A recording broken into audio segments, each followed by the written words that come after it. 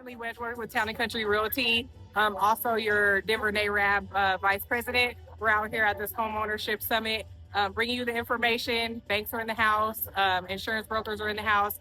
We're fighting for democracy in housing, and it's important for minority home ownership right now more than ever. More than ever. With KeyBank. I'm Steven with KeyBank. And we're here to help promote wealth and home ownership and financial needs within banking. So KeyBank has a lot of great programs with grants to get you in a home, 100% financing to get you in a home, and all kinds of products to kind of just help you in your financial situation. Yeah. So we're here. We're going to try to help close some generational gaps through home ownership. We're happy to be a part of it, and we know we're going to have an amazing event. Yes. We're looking forward to it. Yeah.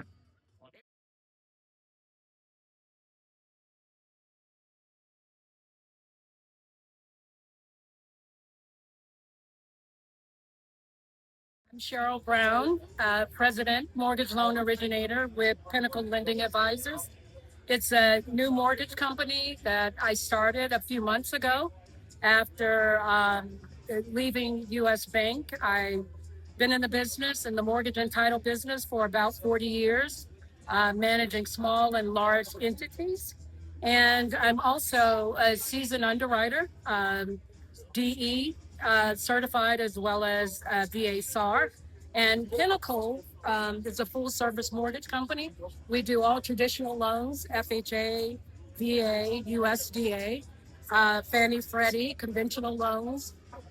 We also do DSCRs, and which are your investment for investors. We specialize in first time home buyers and helping them find that down payment money to buy a home.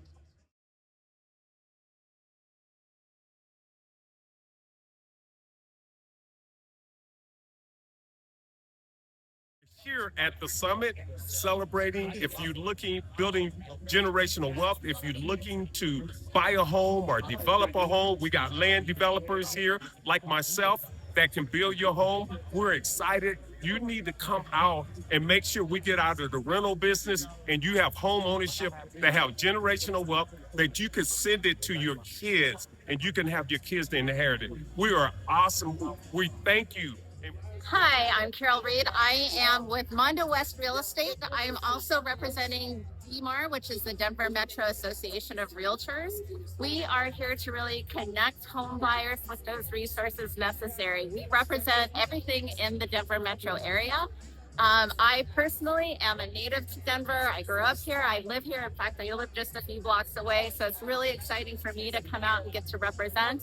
I love that we're capturing resources for individuals who might not be aware of what's out there that can help into the generational wealth. We need to really stop putting that money into rent and start building our own bank, and not only for ourselves, but also for our family members and the generations to come. Opportunities before we buy a house. So I expect you guys to go around to every one of these booths and ask them this question.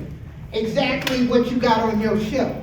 Not what you got on your shelf to buy a house, but what you got on your shelf for community. And if you don't get the right answer, come see me.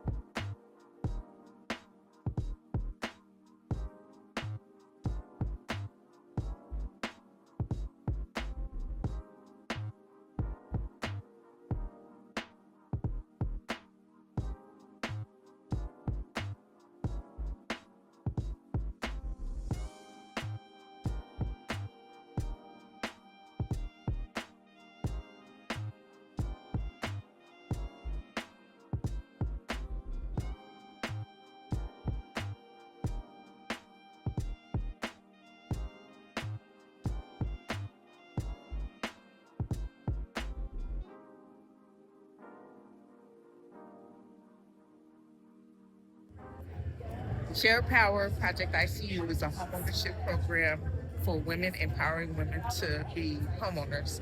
I am a new homeowner currently through the program. Um, it's well worth the journey, the challenge, the experience, and the investment in myself.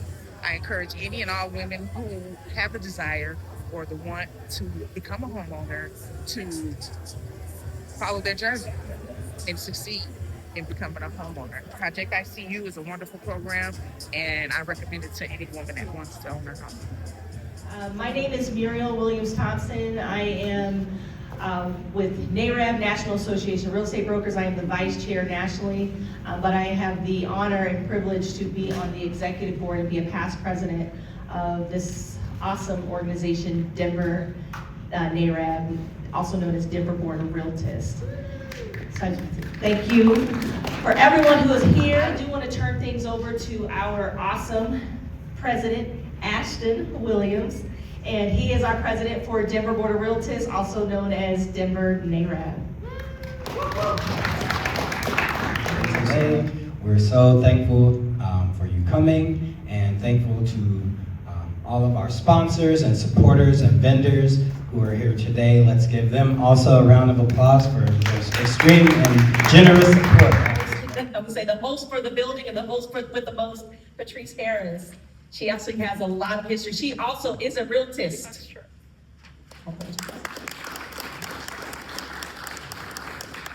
Hi everyone.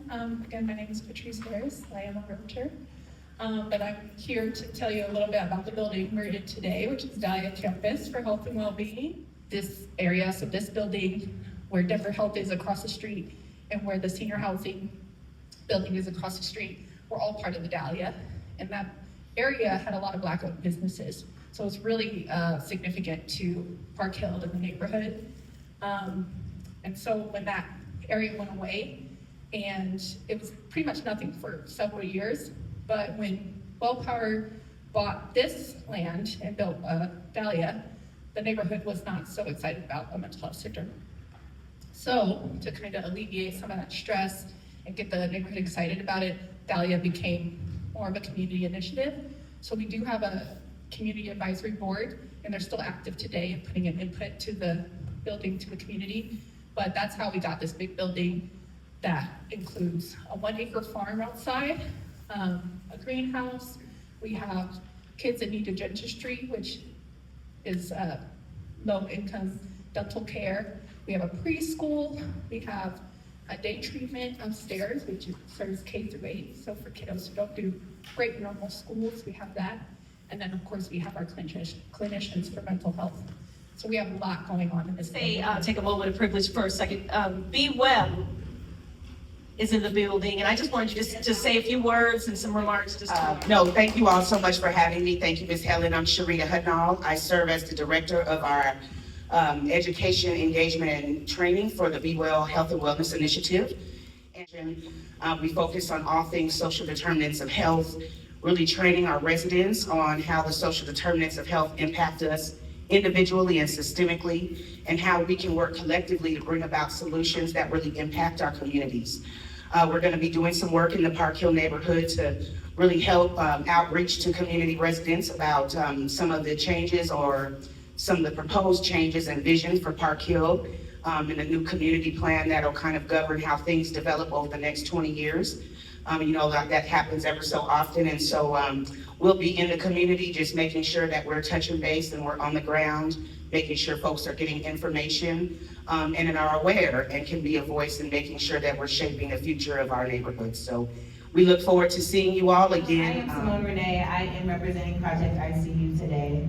Project ICU is up to $10,000 grants for single women. This program is more than just a grant, it's a community. We come together, we learn about the process so that you can make the most informed and educated decisions about where you want to be and what it takes to get there. We share our stories, we share our trials, our tribulations, our excitement, and our wins together. Mr. Milford Adams, everybody! Hey, we're here to rock the house today. We're here to celebrate with you today. We're excited that you're here because we're talking about building wealth Okay, you know what Les Brown said? You gotta be hungry. You gotta be hungry about buying a home. You know what Dr. Miles Monroe said? You are the kingdom citizen. You are the homeowner of your present. You know, the other guy said, waking the giant within you. You gotta know that you are one decision away from homeownership today. These professionals that you see here today, they are for you. In a crisis when it comes to homeownership. And we have to build generational wealth. I think this is the youngest lady. Stand up, lady. Stand up. I think she's 19 years old. Wave at her. And the lady next to her mom is here. So I told her to take some candy, get some flowers, whatever. Because those are our future, right? We got to take, and the young folks over here, those are our future. We got to take care of them.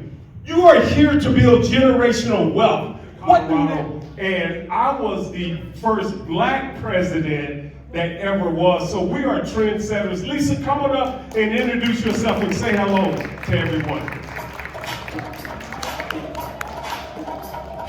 Hi, how's everyone doing today? Everyone's good. My name is Lisa Nguyen. I'm the president of the Denver Metro Association of Realtors. Also a Denver born and raised native. I think I got up here last year and made a joke about it, but I have to do it because I'm from the west side, but you probably shouldn't be saying that over on the east side, but anybody that's a native knows, born and raised in Denver, grew up at Kennedy, grew up over on the west side, so housing is something that is very big to our communities and something that's very big over at the Denver Metro Association of Realtors.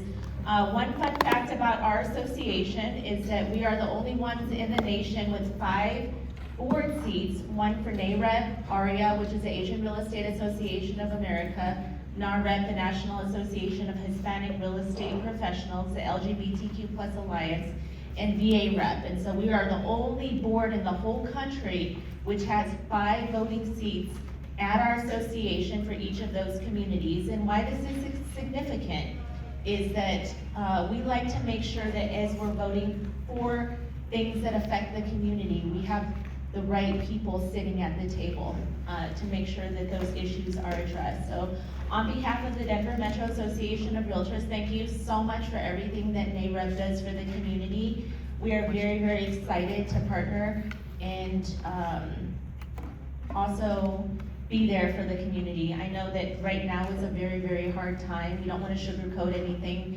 A lot of the fair housing funds have been cut. A lot of our communities are being discriminated against, but one thing that we always say is that there's strength in numbers. And so regardless of how small each of our communities are, we're a lot more mighty when we work together to try to tackle some of these issues. So.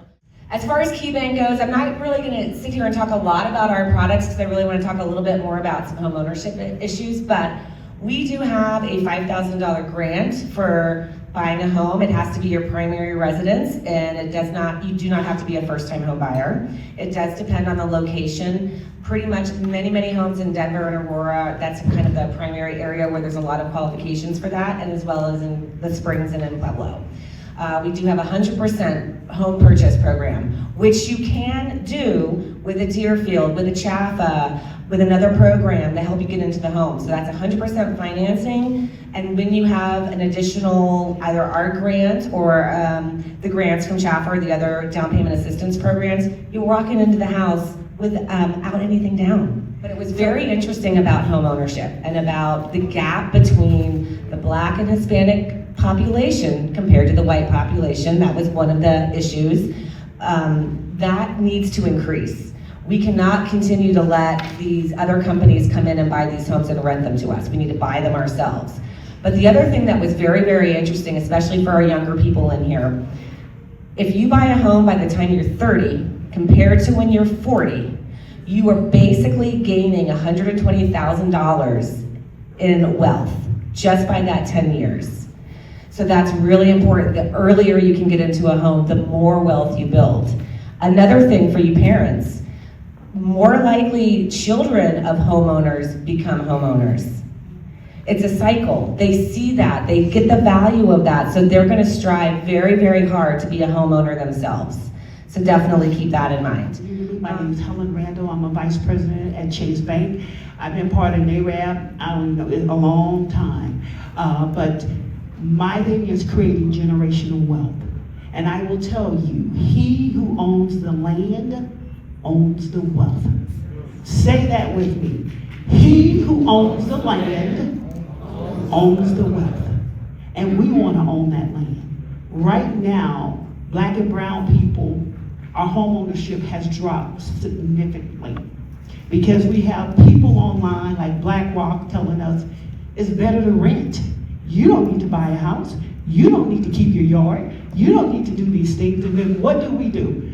Oh yeah, I'm in a penthouse paying $3,200 a month and you own nothing. I would prefer you to buy a condo for $291,000. Get a roommate to help you pay your mortgage. Because he who owns the land owns the wealth. Chase also offer grants, $2,500 to $5,000 grants for all people. And it just depends on where you want to live. We also have home buyer workshops, so you're welcome to join those too. But my passion is I want to see everyone of color own a home. That is my passion, and I strive for that. I want to see every person of color be a homeowner. And you have to take a step. We can give you all this great information, but if you don't take a step, you'll still be renting. Am I right? So you gotta take a step. Number one, what do I need to do first? Well, let me check on my credit. How am I doing there? If my credit ain't okay, let me get to someone who can help me with that, right? Number two, let me get my house in order. And then get someone that can help me become a homeowner. My name is Tiffany Roan. I serve as the Client Success Manager for the Deerfield Fund. The Deerfield Fund was created to help increase wealth for first-time Black and African-American homeowners through the on-ramp of homeownership. I'm gonna have a nerd moment, then bring it back to why that's important. Everyone say the Civil Rights Act of 1968. The Fair Housing Act was created to prevent discrimination for those who are interested in purchasing homes. That is race, age, sexual orientation, and if you have a disability. Yeah? Let's talk about the Equal Credit Opportunity Act of 1974. Y'all share a lot about it. The Equal Credit Opportunity Act of 1974. Excellent. The Equal Credit Opportunity Act was created to stop discrimination within credit reporting agencies based on your race, gender, sexual orientation, and if you receive government assistance, along with others, to help increase homeownership across the board. Now, from what we've heard from our realtors, from our financial professionals, have we seen an increase in homeownership for Black and brown households? No. Other underlying factors come into place like HOA discrimination, appraisal discrimination, that don't necessarily violate those two acts, but they play a role in decreasing homeownership, as well as pay gap, as well as systemic racism. As our good folks at Chase said, he who owns the land owns the wealth. So what does the Deerfield Fund do? The Deerfield Fund provides up to $50,000 now, or 15% purchase price towards the down payment of your first home. Prior to last year, the purchase could only be done in the 7 surrounding counties of Denver. Now, you can live anywhere you want to in the state of Colorado, and the funds can be used for that. And so I got another announcement to make. Do you guys think this is good? Please, 75 people with you. Yes, ma'am. Did y'all hear what wait, say 5. 5. Bring 5 more people with you. Yes, ma'am. Okay, it's not enough that we entertain the information. You guys have to share it with others. Okay? Yes. Thank you, and I'll be seeing you on the next commercial. All right, so it's prize giveaway time. We're gonna do our first raffle.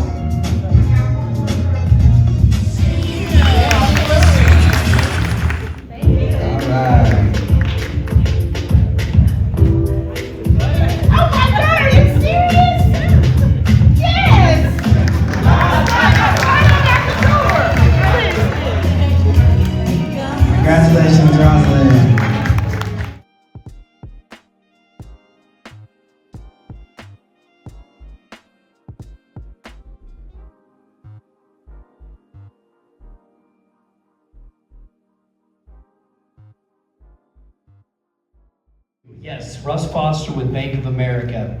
And we have the opportunity to give somewhat of a infomercial about what you do, but I think in the same theme that everybody's been conducting today, it's less about us and more about the collective here and why we're all sitting in these chairs. We're really, really inspired to initiate home ownership.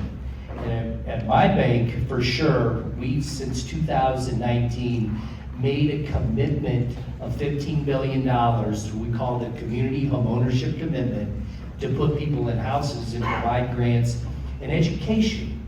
And I want to kind of focus in on that today, the educational aspect, because I think what's inspirational from all the stories we've heard today, people come at home ownership at different seasons of their life. They may be at the onset of this journey of trying to find their way to find home ownership, and that's great. Maybe you're farther down the line. Maybe you have more money that's set aside. But the most important thing we heard today is that you have to start. It has to be initiated. And if you get to that point, no matter where you are, there are people here to help you. At my bank, we have what's called Connect Home Partners, which means if you're at the beginning part of your journey, you need credit counseling, you want someone to show you exactly the budgeting aspects, anything that you'd like to understand what it takes to be a homeowner, come to us, and we have partners that we will pay for you to go to this class. Usually, I think anywhere from $450 to $550 to go to one of these, we will pay for that. If you're at the beginning of your journey, to put you with a counselor that will help you to get to that end of the journey. We're happy to do that. In terms of community ownership and the grant programs, it doesn't matter. KeyBank, Chase, Bank of America, we are here to give you guys money. And we do this as a collective. This isn't just about my bank. It's about all of us trying to help in community home ownership. I think it's important. Key.com. Key.com is where you find your grant programs. Chase, you guys have your own realtor program, I believe, that also shows grant eligibility. Do you have a website we can tell everybody? Chase My Home. Okay, Chase My Home, easy to remember. So again, we're all in this together. The main point is that there is money out here to give to you all, and education, if that is suitable, to help you in this journey. Food sponsorship. I want to thank the organization for giving us this time, and I hope you guys take advantage of it. So thank you. I'm highly aware of the fact that I'm the only thing that stands between all of you and lunch. So, big thank you. We're really honored to be here today. I want to thank Ashton and Muriel and Helen, everyone, for inviting Denver Metro Fair Housing Center to take a few moments to give you a quick briefing on three things. One, history. Two, your basic rights under fair housing laws. And three, how Denver Metro Fair Housing Center can help if you should face discrimination.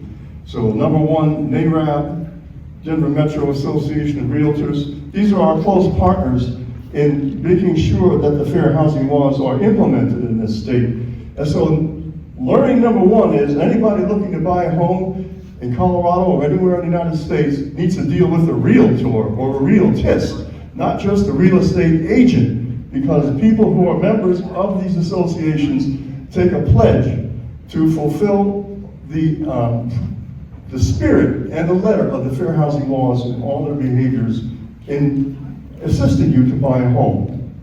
History.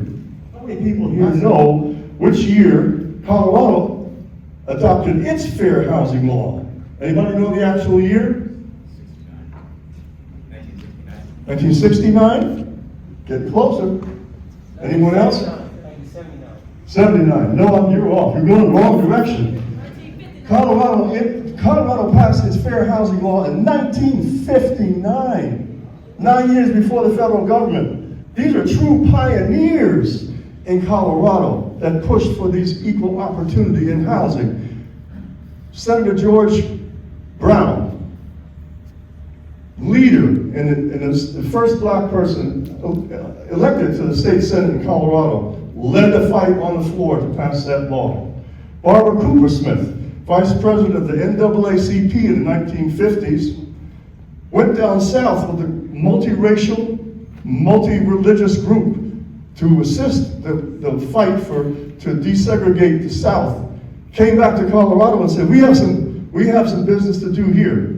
Took them 3 years to push that bill through, but guess what? Colorado became the first state in the United States to have a fair housing law on the books. We're 1 month ahead of California. What are some of the behaviors that are actually against the law? One would be lying about availability. Happens in both the rental market and the sales market. Everything's cool on the telephone until you show up in person. That just got sold this morning. That apartment, just rented it this morning. I started this work as a tester. I was an older white guy showing up. Remember that horrible fire up north in Nolan County just a couple of years ago? Thousands of people displaced from their homes. Well, we were getting multiple reports of people of color not being able to rent an apartment when they're burned out of their homes. So we sent in teams, maybe a Latino mom and me, same day, same apartment, same profile. This is like secret shopping for fair housing. Had the same profile financially, no evictions in the background, same kind of good income, etc. About 1/3 of the time, my colleague, who happened to be Latino, was told no apartments available. Same day, same phone number I'm calling, there wasn't a single time when an apartment was not available for me. And we documented that. We held that property management chain accountable. It was settled out of court. But that's the work that the Denver Metro Fair Housing Center does. And we will continue to do it with your support. We're going to come through this tough time. We're under attack. With your support, we're going to come through it. That your organization provides to all of us. It's so important to know that you're not out here alone. That you absolutely have support, to the highest level. If it needs to get there, that you have that support, and that you are, that you have rights. And as a citizen of these United States, you have rights, and these rights are protected in this time. So, thank you. All right, my name is Quincy Smith. I'm with Risk Takers Youth Initiative. We are partners with NAREB on so many different things. We went with them out to Yoder, to the Black Farmers Ranch, and it was just phenomenal. To truly see that it's possible and that anything is possible, and that's one thing that Risk Takers is about, is showing us that anything is possible, but you just gotta be willing to take that risk. Our motto is no risk, no reward. So what I'm here to talk about is a few of the programs that we have. One of them being our youth football team and our cheerleading squad, going from ages 4 to 13. And last year was our first year. We came in 3rd place for our flag football team. This year we coming for 1st, so everybody in the Youth Nation League, y'all look out, we coming for it all. But the main reason why I'm here is to talk about something beyond sports and athletic abilities, and that is our Right to Rise program. And Right to Rise is exactly what it sounds like. It is about our young people using writing and their creativity to not only express themselves, but to get what's in here out there. You know what I mean? So one thing about creative writing is it has a lot to do and helps mental health a lot more than any of us think. And we are giving them the space, the opportunity, and the platform to do that in a creative way. So we have creative writing, we have hip hop, we have spoken word, we have comedy, we have skits, we have content, and we do different things in that nature to get our young people to express themselves in a positive way so they're not out causing chaos. Our Right to Rise program is going to be held at the Apprentice Peace Center right here on Park Ave and Curtis, 2245 Curtis Street. And like my shirt, our flag football team is right here at Curtis Park, down here on, what's that, Martin Luther King and Champa. Our website is under development, so you guys will be able to get at us on our website and donate and find out more about me and Quincy and what we're about and where we come from and how we came up with this beyond magnificent idea of Risk Takers Youth Initiative. I'm Becky. I'm here with the South Metro Realtor Association, SMEDRA. We're just here trying to make sure that everybody's educated as a client, as our realtors, affiliates, and what you need as well to be able to purchase a home and make sure everybody's getting across that finish line. So this is our expert legacy and protect your assets panel. So everyone, once you actually have the asset, if you already are a homeowner, you might own a few different properties, you might even have some commercial property, or if you haven't purchased a home, but you actually want to know how to protect it once you do have it, we have the experts that are here to actually talk about this. So I just want to say thank you to each one of you for being here today, and if you could just give us a brief who you are and what you represent. All right, hello folks. My name is Evan Gathers. I work with Comparion Insurance. A lot of people haven't heard of Comparion. You've probably heard of Liberty Mutual. We're Liberty Mutual's brokerage arm, so we provide home, auto, life insurance. If you care about it, I'm here to help protect it. Good afternoon, everyone. I'm Sydney Merrill. I'm an attorney at City Park Law Group. We specialize in estate planning, so really there to assist you with your preservation of your wealth or any other kind of documents you may need to make sure you have a smooth transfer. Hello, my name is Sean Williams. I'm owner and operator of Iron Phoenix Inspections. I help people know and love their homes for their health, safety, and peace of mind. So the condition of the home is extremely important. As you live there, stay there, and we're going to talk about some of that information today. Hi everyone, I'm Lisa Nguyen. I'm the president of the Denver Metro Association of Realtors, but outside of that, I'm the team leader of the international group at RE/MAX Professionals. We sell residential, commercial, and businesses as well. So we specialize in business sales and work largely with a lot of the business owners in buying and selling their businesses. Once you actually have a home, why is it important to protect it, and what steps do you need to take to do that? I'm going to start with Sydney. Yeah, so definitely if you already have a property, it's definitely important to protect it, especially if someone passes away, to avoid the probate process. If no one knows, probate is essentially when you pass away and you have a home in your name or any assets over $80,000, you're automatically going to go to probate. Probate court is where you have to go to either be appointed as personal representative, but somebody over the court will have to appoint you to say, yes, you can actually transfer this property according to a will or according to Colorado law. Another important reason to really do estate planning, because if you don't decide how you want your assets to be transferred, the state will. So the state will say, okay, well, this is what we're going to do based off of your family dynamic. And it can get very complicated depending on, especially split families or multi-generational families, how that asset is really split up. It's important to get that under control. Another important reason, if you have any family members that have to go into Medicaid, long-term care, that is a big one. If you have somebody doing that and they have to go into long-term care, they have to fill out an application. On that application, you have to state what your assets are, and Medicaid wants their money on the back end. So they will, if you don't file for probate, they will file for probate to make sure that they are getting paid. So a way to preserve your house is definitely putting in some kind of either an entity or a trust. But then there's also what's called a 5-year look back.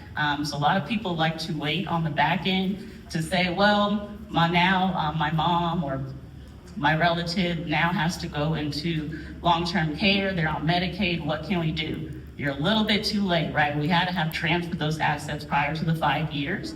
If we don't, you will get penalized. So they'll come back and say, well, we see you transfer within 5 years, we're gonna penalize you for those years that we're making up. So you have to do self-pay versus going through Medicaid. So that's some of the big reasons to definitely preserve. Another really big reason, a way to protect your guys' assets is homeowners insurance. We live in Colorado, we get every type of weather here. Tornadoes, we get parts of hurricanes, there's earthquakes here, mudslides. Make sure you just have good home insurance, because so many times I see people's homes and something happens, a sewer line backs up, you got to call a plumber, and your plumber's like, yo, we have to dig 15 feet underneath your house to be able to replace this sewer line, so you have some place to go to the bathroom. And if you don't have that sewer line protection, that's $15,000, $20,000 coming right out of your pocket.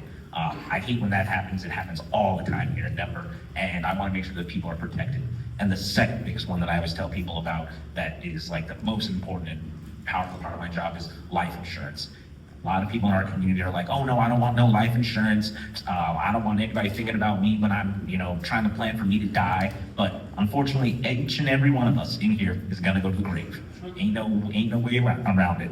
And if something tragic happens to your partner and you guys have that mortgage and you can't pay it by yourself, you're gonna have to sell that house.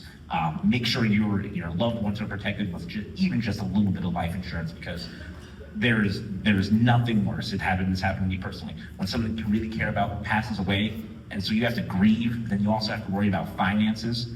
It's horrible, and so many people in the Black community have that happen. When grandma dies, how in the world are we gonna pay for this house? Well, it's my favorite thing about my job is to see people when they're grieving and they're at their worst and their lowest, and I can come up and be like, hey, the person who passed away was thinking about you and they care about you. And I pull out my pocket, $100, $300, $400,000 check to be, they were thinking about you, and so now you don't have to worry. Go directly to the bank with this, so that when you get home you can cry, but know that all of this is yours. So please make sure you're taking care of yourself, and you're making sure that your loved ones, especially, and your assets are protected. Sean is actually a home inspector, and that is part of protecting an asset before you purchase it. You want to know everything about it. What can you tell us about that process and why it's important? Yes, so when you're purchasing a home, you want to get a home inspection to ensure that all of the critical systems are in good shape. And we want to make sure there are no material defects. A material defect is something that can be an unreasonable safety hazard to someone, or that can be extremely expensive to fix. So these are things like sewer lines, or roof, carbon monoxide hazards. We all have gas burning appliances most of the time. So these are things that I look out for, and I want you to think, you get a home inspection, but if you've been living in the house for 50 years, how often we look at those systems through that duration of time? So deferred maintenance is important as well. So, that's the home inspection in a nutshell. It lets you know that you're purchasing something that's actually in good shape when you get it, or it lets you know the ways that you can actually get it where it needs to be for your health, safety, and peace of mind. Yes, sir. Finding that there was not very much representation for the communities on the commercial side of things.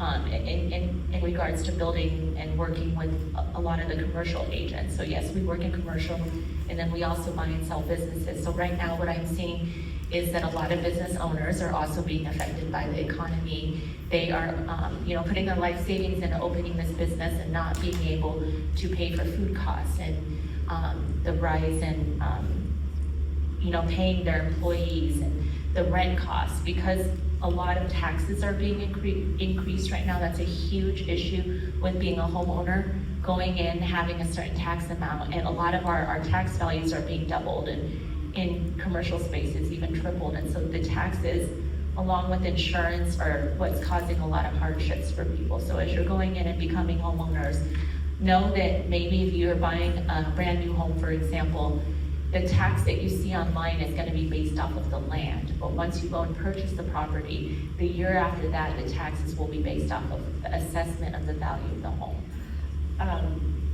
What are some of the documents and the things that you need to do if you wanted to add names to your property, and what documents and where should you submit them? Like family members. Yeah, so I guess it depends on what document we're talking about. The biggest document that a lot of people get is a trust agreement. That document you are able to, it's like a will, but it's more protected because you're actually transferring your asset while you're living. So we're actually changing title to whatever you decide to call your trust. So you yourself as an individual will no longer technically own it. Your trust will be the owner of your property. But in your trust document, you are able to allocate how you want that asset to be divided upon your passing or upon some kind of event. So you can always add different family members, children, your spouse. Again, it's like a will. You're still saying this is my declaration of what I want to happen when I pass away, but it does avoid that probate process.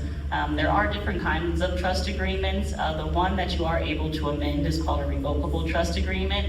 So as your life changes, you can always come and say, well, I now have kids, I want to add a provision for my children in there, or this person may have passed away. You're able to amend that as well, but you are always able to add different family members or friends to your trust agreement if you have a revocable. Why is homeowner insurance so expensive in Colorado? Well, like I said, one of the things I kind of said earlier is that unfortunately, like, Colorado is so darn beautiful, and that's why I live here. But, you know, like, look what happened last night. We had a random snowstorm. We have tons of snow. We have rain. We have tornadoes. We have droughts. We have actually the third most amount of earthquakes in the nation here. And so that's one of the reasons why it's so expensive. Also, we're also the third worst drivers in the nation. People out here wild. You guys all got here, you know. And so that's one of the reasons why homeowners is so expensive. But that's one of the things that people really don't realize, especially about insurance, is everybody's like, oh man, I'm with, you know, X company and I've been with them for 22 years. And then I end up giving them a quote and they're paying more by double, triple. I always say shop every year, and most importantly, get an agent. Because, you know, if something happens to your home, you're gonna call a 1-800 number. That person who picks up might not be in this country, and they're sure as heck not gonna be an insurance agent, and they're gonna be reading flip cards and telling you, you know, if a customer says X, you say Y. Well, when you call me, I'm the expert. I go directly to the company to be able to make sure that I take care of those things for you. So your whole job is just tell me what happened and I get it fixed. So it's really important to make sure you're shopping all the time. Insurance. Yes, yeah. You know, AI is cool. AI is real cool, but it's not a person. It doesn't know who you were saying, and mostly it's just trying to make you happy. And it could be just straight up lying to you. And like, I have a license, and the state of Colorado is not afraid to take that away from me. So it's in my best interest to make sure that I'm working in your best interest. So make sure you have a person that you trust, and especially I would say go with a broker, because like I said, I have 15 different companies. I'm playing them against each other for your best cost. So just make sure that, you know, you're actually talking to a real human being, because like I said, who knows what's gonna happen tomorrow. Start with a takeaway for our audience today. Just looking back on my parents' story, my dad came over from Vietnam with $20 in their pocket. My parents lived in the Sun Valley housing projects, for those in Colorado that remember that. And one of the ways that we were able to build wealth was through home ownership. And so think about a home as something that can help you build equity and be an asset for you. I always have this term, is scared money doesn't make money. So you have to go and be a risk taker, right? No pun intended, but be a risk taker. Don't be scared to try to get that home. What my parents did was they got out of the Sun Valley housing projects. They bought a trailer home because that's all they could afford after that. And they eventually saved up and bought a home. And from that home, they took the equity out to buy a business. And that's how we were able to get our first business, from pulling the equity out of our house, but educating yourself on what a home can do for you. Outside of that, you can write off the interest on the home, so that helps you on your taxes. There's so much value in being able to buy a home, but the first step is to get your foot in the door. And even if it's something little, turning that into an investment to make some more money. But I always like to share that story because it is possible. We didn't have the money, but we figured out how to have our assets make money for us. So go out there, be a risk taker, take that risk, take that first step, you know, make relationships and build relationships with the right people who can help you get there.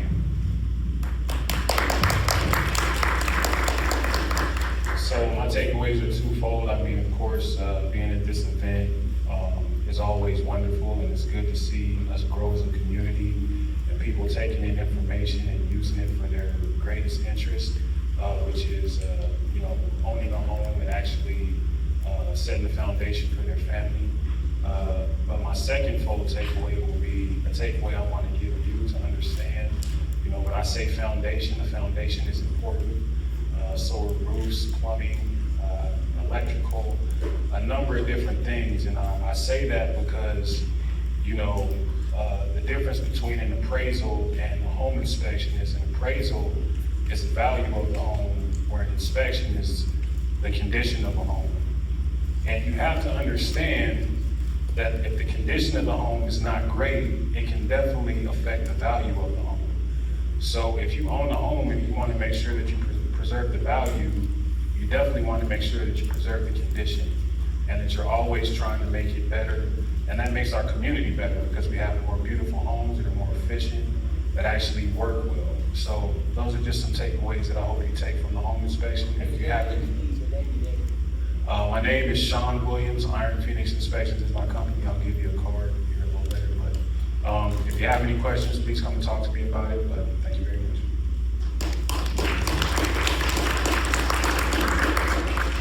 Yes, I would say the takeaway from today is really trying to preserve your asset. Once you are able to even get that home, how can you make it work for you so that it's kept in your family generationally?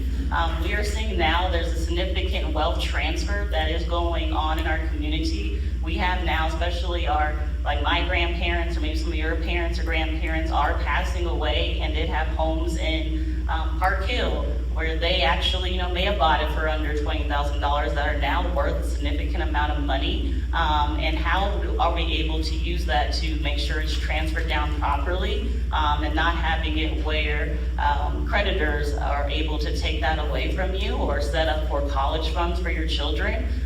This is really a big time and a really asset that we're starting to see in our community today. But I'm happy to answer any questions or talk to anyone. Again, my name is Sydney Merrill, and I work at City Park Law Group.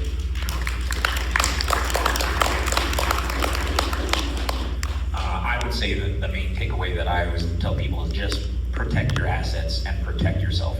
And, the first biggest asset in your entire life is you. So you want to make sure that you're protected for your loved ones. And the second biggest asset you have is taking care of your home. So make sure that is well protected, because it happens in Colorado all the time. We saw with the Marshall fires, that something crazy can happen, and then you're looking around at a pile of ash that used to be $500,000. Make sure that is protected. Protect yourself and protect your home, because there's nothing more important. Evan Gathers with Comparion Insurance. I'll send you a card also. You can also look me up through Liberty Mutual. Thank you to all of our panelists today. Thank you so much. Thank you for coming. And remember, how many people you gonna bring next time? 5.